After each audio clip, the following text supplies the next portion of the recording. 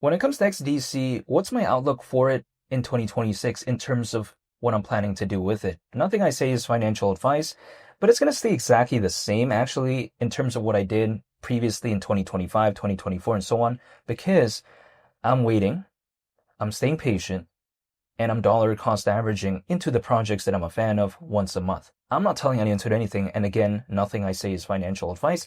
However, that's just what I'm doing. It may seem a little bit boring, I understand that, but really, I cannot control this market. I cannot do anything about this. The market, whatever direction it wants to go, is going to do it with or without me.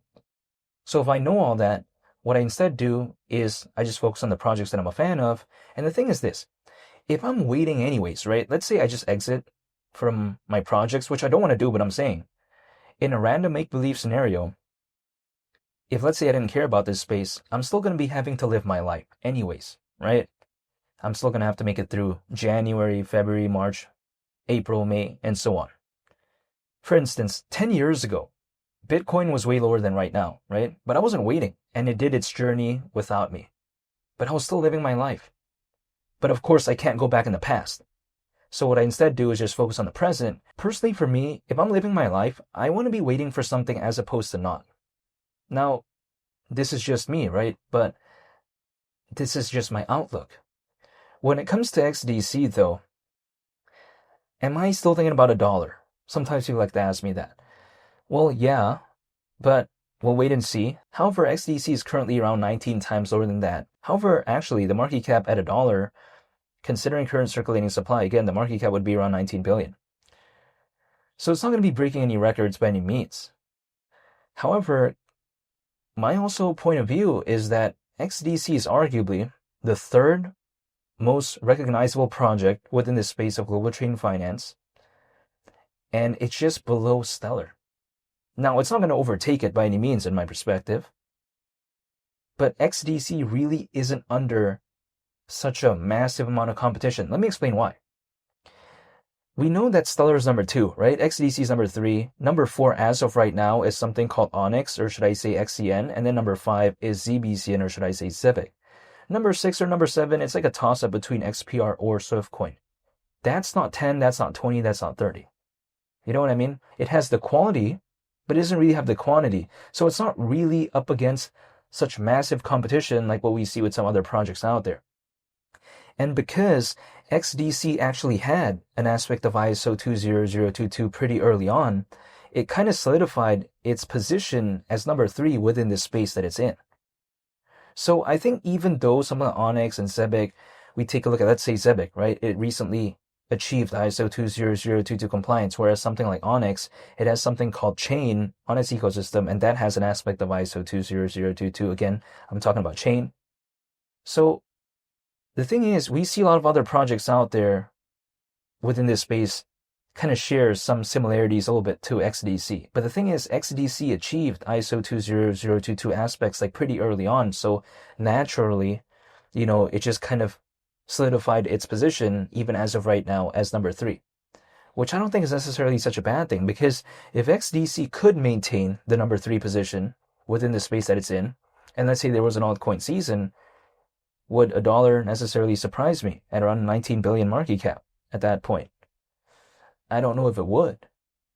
Just because, again, it is the third most popular within its niche. If there's just not that much competition to begin with, and let's say there's attention for that space, this hypothetical attention just might not be spread out too much just because there simply isn't that many options to go around, right? It's like, for instance, if let's say I only had 2 shirts, this undershirt and this kind of like, shirt over it, right? But I'm saying, if those are the only 2 options that I have, if I want to use a t-shirt, there's only going to be 2 options. You know what I mean?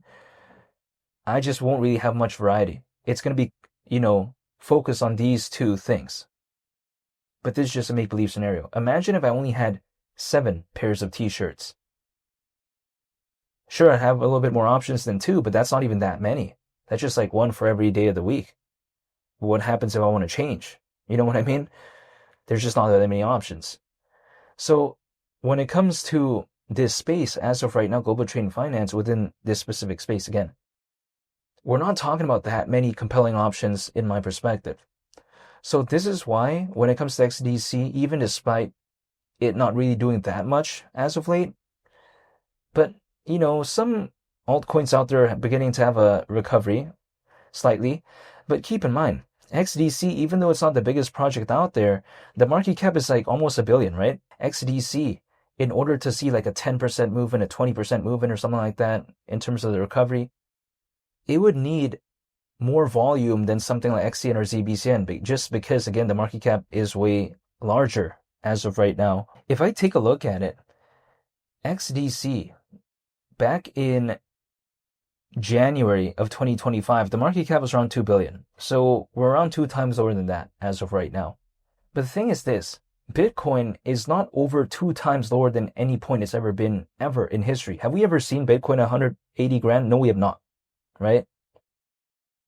So if things just went back to where it was, let's say like everything exactly the same, let's say back in January of 2025, in a random make-believe scenario, would I be choosing Bitcoin? I don't know if I would actually, but this is just my perspective. However, when it comes to XDC, in my mind, it just kind of represents an alternative beyond something like Stellar because, again, it is primarily focused on global trade and finance and all this, but just with a lower market cap than XLM. It doesn't have such a low market cap to the point of like, an XCN or a ZBCN, but naturally, because of that, the pullback compared to where it was around a year ago, it's just been around 50% in terms of the market cap. XCN has been way more, for instance, right? Zebec, we saw like around a 500 million market cap and then it went like down to around 200 million or something like that. Even slightly under that as well at one point. So naturally, because XDC is having this bigger market cap, there's somewhat slightly more stability, I would say, compared to that. But of course, really in the grand scheme of things, it is an altcoin. It can't really be that stable anyways, right? The way you take a look at it, especially if there's a market downturn. But just because it has a bigger market cap and all this, it's been holding up a little bit more okay than something sometimes like with a lower market cap, comparatively, like a XCN or ZBCN, which has a way lower market cap. It was not as stable, But even besides all that, naturally though, because it has a bigger market cap, maybe the ceiling might not be as farther away as opposed to something like Zebec or XCN. But I'm not necessarily worried, I guess, because the way you take a look at it is that it already has that sort of established presence. It has the fundamentals. It has the aspect of ISO 20022. So I haven't given up. I'm still staying patient. My outlook when it comes to 2026 in terms of what I want to do is just exactly the same as to what I did 2 years ago. I'm still dollar cost averaging once a month only. I'm not telling anyone to do anything. Not any more than that, not any less. And I'm still staying patient waiting. And that's pretty much about it. And I hope you all have a very nice day. I want to say thank you for watching. I greatly appreciate it.